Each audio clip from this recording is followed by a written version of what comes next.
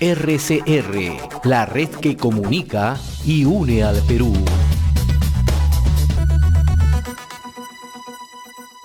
Mañana está culminando en Lima un taller de acompañantes, coordinadores y especialistas de las direcciones regionales de educación de las unidades de gestión educativa local de las regiones de Huancavelica, Ucayali, Loreto y Lima Metropolitana, ¿no? En el caso específico de Caraballo, ¿no? Y esto tiene como marco implementar un modelo de desarrollo integral adolescente que tiene como centro la escuela, lo organiza la UNICEF, ¿no? Y hoy tenemos la gratísima visita acá en Enlace Regional de RCR de Comunicación Regional de 3 docentes, ¿no? Heidi Lazo, ella es docente y acompañante de la Dirección Regional de Huancavelica, del Gobierno Regional de Huancavelica. Augusto Guayunga, docente y acompañante de la Dirección Regional de Educación del Gobierno Regional Loreto, y el profesor Agni Inocente, ¿no? También acompañante de la Dirección Regional de Educación del Gobierno Regional de Ucayali. Yo le agradezco infinitamente la amabilidad, ¿no? Siempre es grato contar con la visita de ustedes, ¿no? Y me gustaría un poquito, de una manera muy puntual, nos cuenten la experiencia en este taller. Comenzamos con las damas, con Heidi Lazo. ¿Cómo le va? Muy amable, ¿cómo está? Sí, muy buenos días. Bueno, yo soy psicóloga. Ahora trabajo como acompañante de profesión, soy psicóloga. Una de las cosas que llegamos a concluir en el taller es que es necesario seguir transformando los colegios desde una mirada horizontal dentro de un marco de respeto, ¿no?, para los jóvenes, y nunca perdiendo de vista el protagonismo que tiene el adolescente. ¿No? O sea, nuestro fin último es el empoderamiento y el reconocimiento al adolescente como ente que es capaz de ir construyendo su propio aprendizaje. En Huancavelica, ¿cómo analiza usted el tema? Bien, en Huancavelica todavía hay una gran lucha en el sentido de que hay todavía prácticas pedagógicas tradicionales, ¿no?, de una manera muy vertical. Ver al estudiante, ver al adolescente como que es una persona inconclusa, incompleta, y que todavía necesita estar decidiendo por ellos.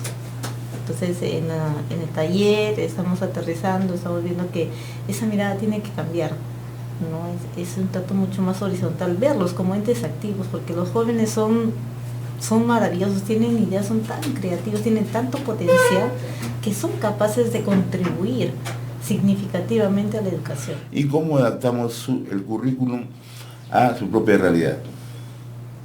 El currículo nacional, por ejemplo, hay una de las cosas que pide desarrollar, que son 5 competencias socioafectivas, que es una de las cosas que hemos estado viendo en el taller, ¿no?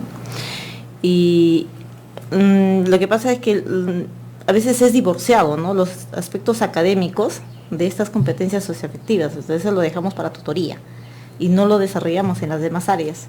Sin embargo, dentro de todo este marco se tiene que llevar de manera integral en todas las áreas, en toda la dinámica escolar, estas 5 competencias. Hay muchos más, pero el currículo nacional ha enfatizado en 5 competencias socioafectivas, ¿no? Bien, también nos acompaña, ¿no?, Augusto Guayunga, es docente y acompañante de la Dirección Regional de Educación del Gobierno Regional de Loreto. Le planteaba la misma interrogante, ¿no? O sea, ¿cuál es la mirada que se tiene en el caso particular de Loreto? Mire, yo creo que estamos teniendo, buenos días ante todo, estamos teniendo una mirada casi conjunta a nivel nacional, y esto impulsado por UNICEF, que es la parte capacitante en este acto. Tenemos una mirada conjunta que es el adolescente, estamos trabajando en ello. Lo otro es que el empoderamiento de los docentes en busca de una autonomía, y no ser simplemente el que lleva la información y lo transmite, sino que también busque su propia autonomía y tenga soluciones dentro del aula a través de la aplicación de una situación crítica y reflexiva que pueda tener el docente, ¿no?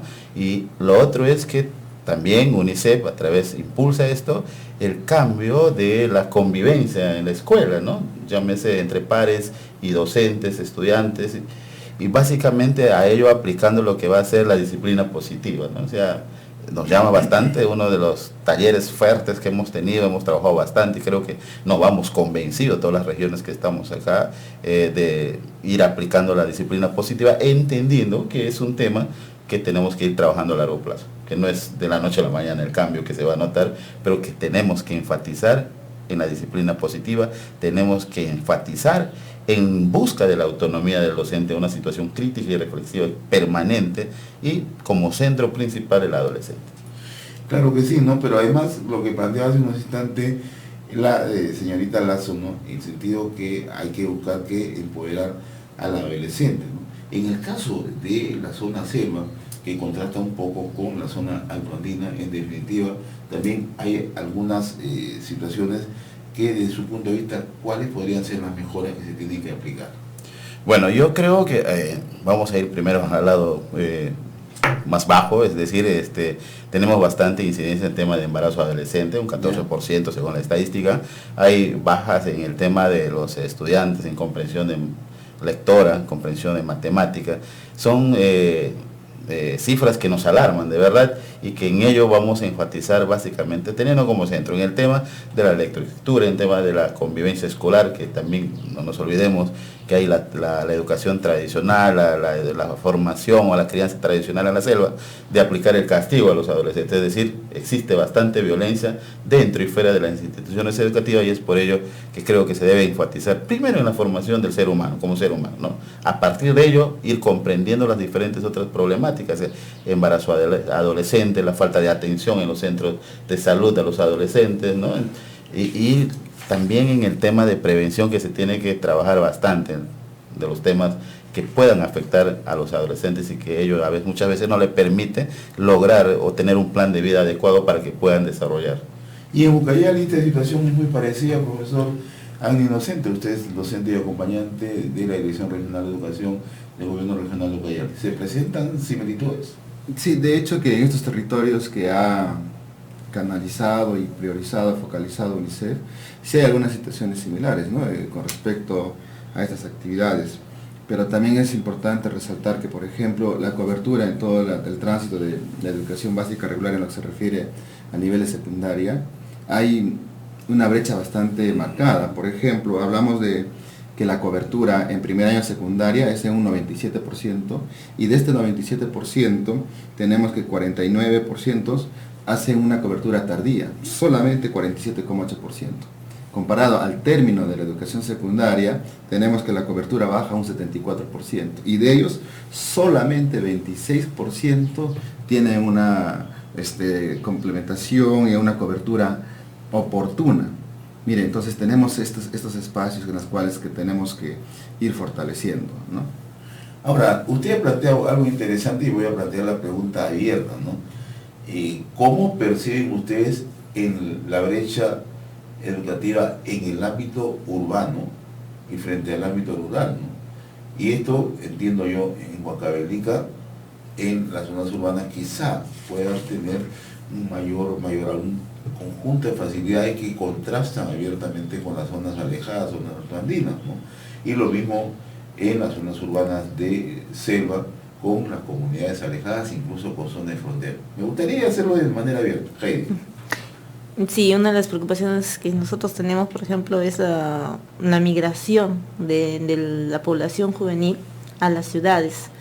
Y no solamente dentro de Huancavelica, sino fuera de Huancavelica. De tal manera que del 2017 a ahora, el 2019 que pasó, es bastante la diferencia que entre los estudiantes, ¿no? Ha bajado bastante pero eso se debe también a la falta de condiciones. O sea, todavía, como usted mencionaba, en las zonas rurales no solamente existe falta de acceso a las instituciones educativas por distancia. ¿No? Sí, todavía hay, ¿no? Entonces, no solamente es el acceso, como decía, hay chicos que todavía tienen que caminar horas, es también la infraestructura adecuada, y al mismo tiempo es el hecho de oportunidades que los chicos quieren y tienen para aprender más cosas. Entonces dicen, no, bueno, en la ciudad tengo mayores oportunidades o mucho más opciones, y fuera de ella también yo quiero seguir estudiando, entonces no me conviene quedarme acá, entonces tengo que salir.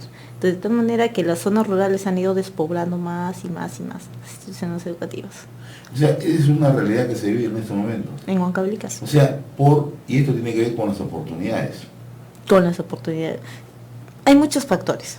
¿no? Pero uno de los factores que marca mucho es precisamente las oportunidades.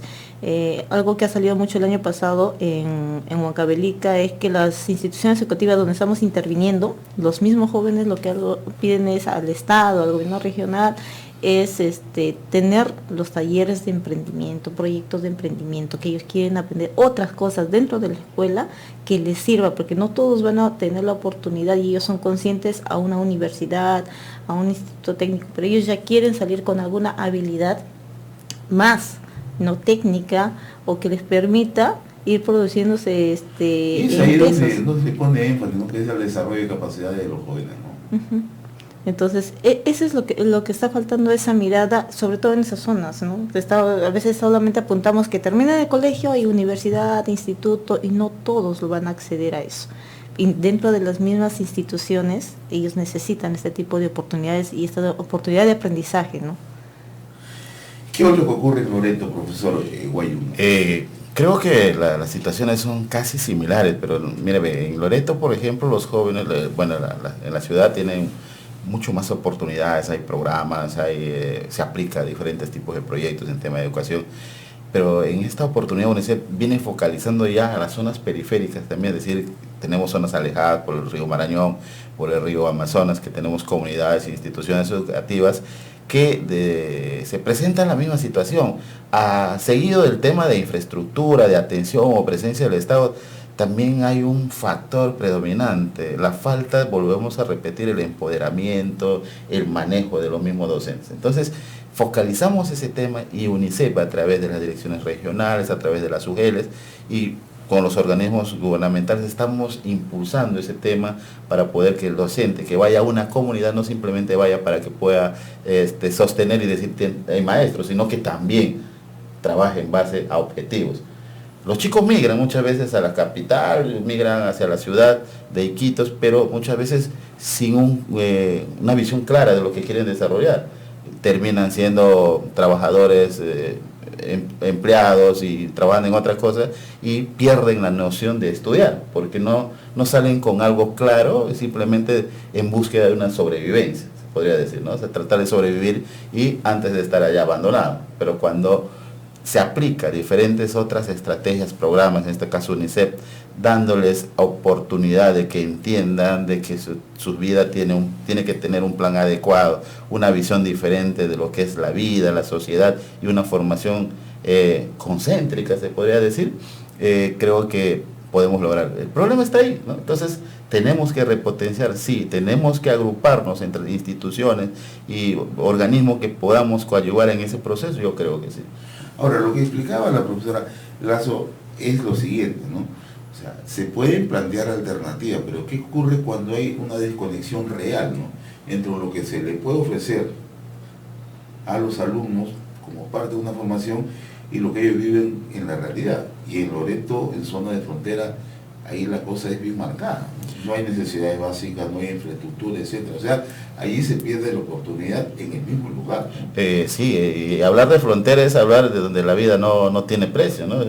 Empezando desde esa premisa, creo que es bastante determinante y urge la presencia, vuelvo a repetir, el Estado urge la presencia de los docentes, de nosotros los educadores, que estamos teniendo una mirada diferente en este proceso, porque es un proceso nuevo también donde nosotros nos enmarcamos, ir convenciendo, ir masificando en el tema de presencia de docentes, y creo que uno es el factor educación. Muchas veces los docentes vamos a poner el hombro, vamos a poner la salida y la mirada adecuada, pero también necesitamos que otros organismos del Estado, la presencia del Estado en caso de frontera, donde las adolescentes pueden ser abusadas fácilmente, donde los adolescentes pueden ser fácilmente captados para ir a cosechar la hoja de coca o producir droga, que es una zona de frontera, y muchas veces por eso abandonan las instituciones educativas. Porque ¿qué pasa?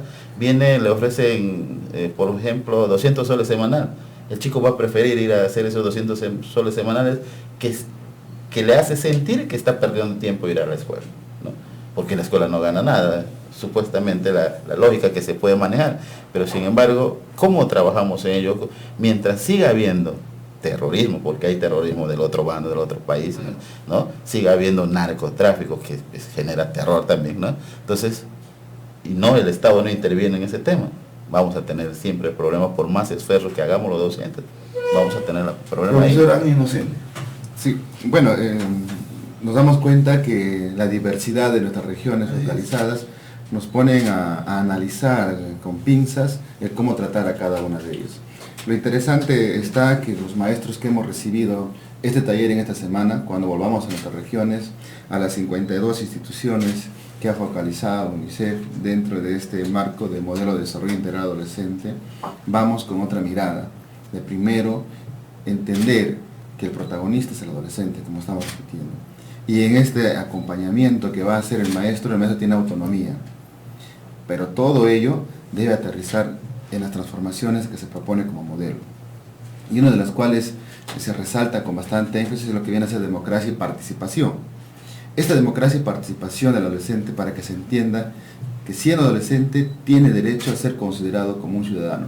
Que este ejercicio de la ciudadanía no empieza a los 18 años, sino desde ya su presencia en la escuela.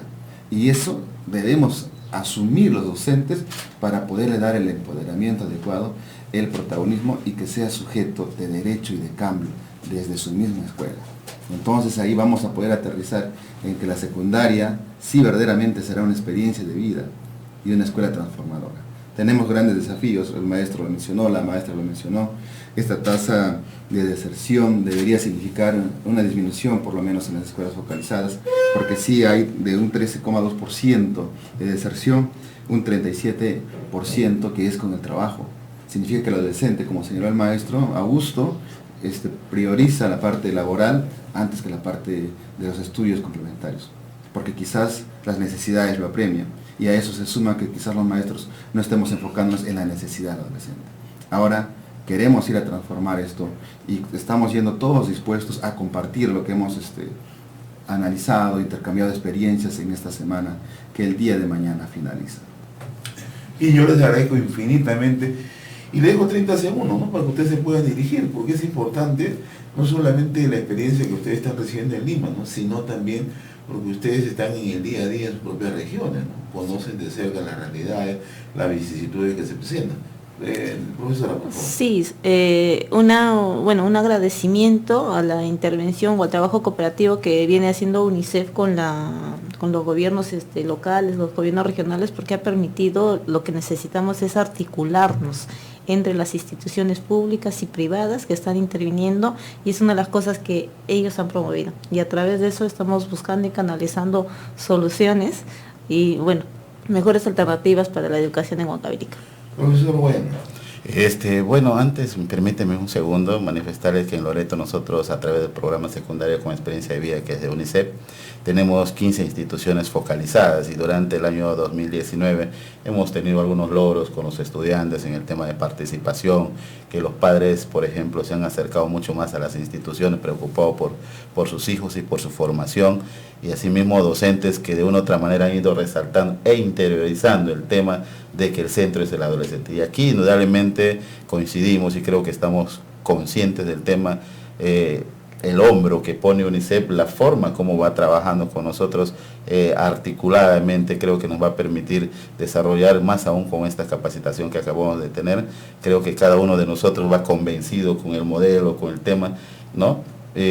Como se dice por ahí, nadie da de lo que no tiene, ¿no? Y creo que nosotros hemos interiorizado y vamos a ir a nuestras regiones a poner el hombro y la fuerza por tratar de sacar, y debe ser así, ¿no?, pues sacar adelante la educación y más que todo la vida de los adolescentes. Profesor Inocente. Muchas gracias, José. Primero quería agradecer a RCR, a tu persona, José, por permitirnos este espacio, que nos puedan escuchar y que sepan y se enteren en qué consiste estas transformaciones. No hubiera sido posible si no hay un cooperante importante en toda esta actividad, como ya lo señalaron los maestros de UNICEF, y la disposición, resalto, de las direcciones regionales, pero por sobre todo quiero dirigirme también a los maestros, a las maestras que nos han dado apertura para poder implementar estas transformaciones, y también a los adolescentes que están recibiendo de buena forma estas transformaciones y que se dan cuenta que ellos son los protagonistas de su propio cambio para un mejor país. Bien, estuvieron con nosotros los profesores Ángel Inocente, docente y acompañante de la Dirección Regional de Educación del Gobierno Regional de Ucayali, la docente y psicóloga Heidi Lazos, de la Dirección Regional de Huancavelica, Gobierno Regional de Huancavelica, y el profesor Augusto Guayunga, docente y acompañante de la Dirección Regional de Educación del Gobierno Regional Loreto. A propósito, mañana UNICEF está culminando en Lima el taller de acompañantes, coordinadores y especialistas de la Dirección Regional de Educación de las unidades de gestión educativa, tanto de Huancavelica, Ucayali y Loreto, y en Lima Metropolitana, el caso específico de Caraballo, que es un distrito que está ubicado en el sector norte de Lima, ¿no? Así que están conociendo experiencias interesantes, cómo hacer un marco de implementación del modelo de desarrollo integral del adolescente basado en la escuela. Yo les agradezco infinitamente y Muchas gracias. que vengan a Lima, siempre nos visitan. Muchas gracias. RCR, la red que comunica y une al Perú.